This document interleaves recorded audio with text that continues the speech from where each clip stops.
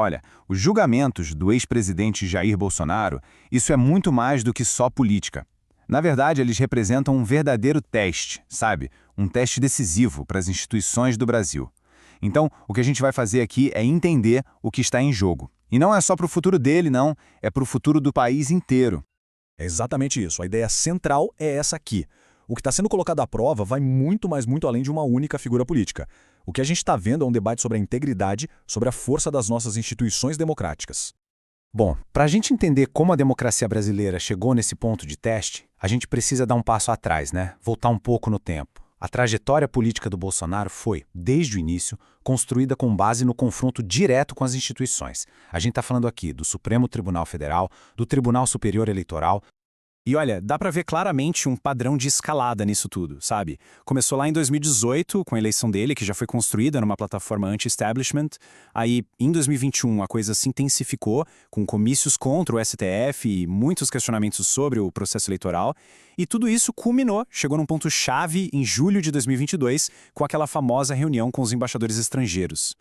E foi justamente essa reunião que virou a peça central da acusação no primeiro grande julgamento. A questão era o seguinte: ele usou o Palácio da Alvorada, ou seja, um espaço da presidência, para apresentar a diplomatas estrangeiros uma série de alegações sem provas contra as urnas eletrônicas. Esse episódio, então, se tornou a principal evidência do processo.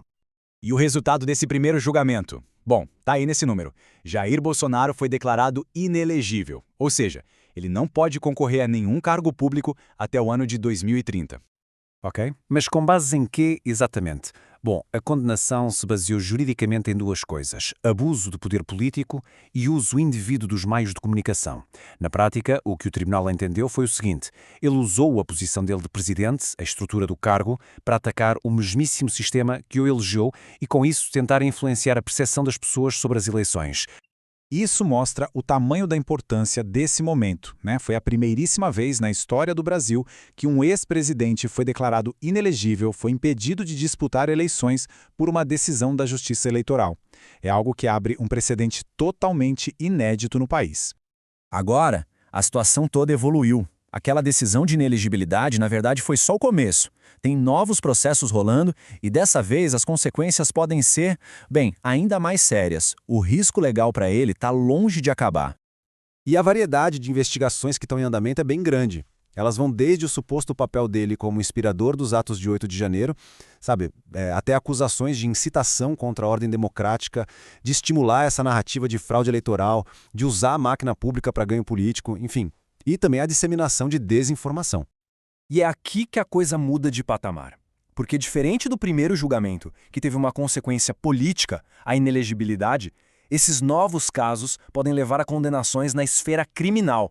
O risco agora não é só ficar fora das eleições, entende? É a possibilidade de enfrentar penas muito mais severas. E claro, tudo isso não acontece isolado, né? Esses julgamentos já estão provocando um verdadeiro efeito dominó na política. As consequências estão sendo sentidas dentro e fora dos tribunais, em todo o cenário nacional. O resultado disso é uma faca de dois gumes, digamos assim.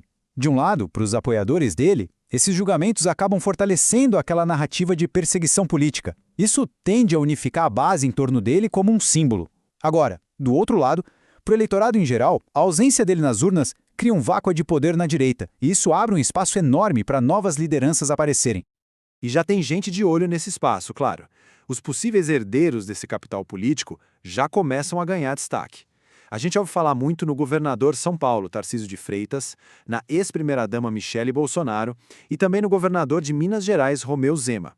Todos eles já são vistos como nomes fortes de olho lá em 2026. No fim das contas, tudo se resume a essa questão fundamental, né? O que está sendo testado aqui é um princípio básico. Alguém, mesmo um ex-presidente, está realmente acima da lei? É a aplicação daquela ideia de que todos são iguais perante a lei. É uma prova de fogo, de verdade, para a maturidade da nossa democracia. Ok, com tudo isso na mesa, o futuro se desenha com algumas possibilidades, alguns cenários diferentes. Dependendo do resultado final desses julgamentos, o Brasil pode acabar seguindo por um de 3 caminhos principais. Vamos lá. O primeiro cenário, o mais severo, seria uma condenação agravada.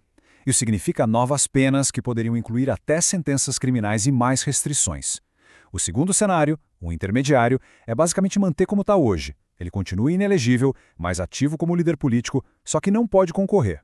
E por fim, tem uma terceira possibilidade, que a maioria vê como bem remota, uma reversão dessas decisões. Se isso acontecesse, com certeza causaria um abalo político gigantesco. Então a grande pergunta que fica no ar é essa. Essa série de julgamentos, no final das contas, vai fortalecer as instituições do Brasil, mostrando que as regras do jogo democrático valem para todos? Ou será que o resultado vai ser o contrário, aprofundando ainda mais a polarização, as divisões que a gente já vê no país? A resposta para essa pergunta, sem dúvida nenhuma, é o que vai definir os próximos capítulos da democracia brasileira.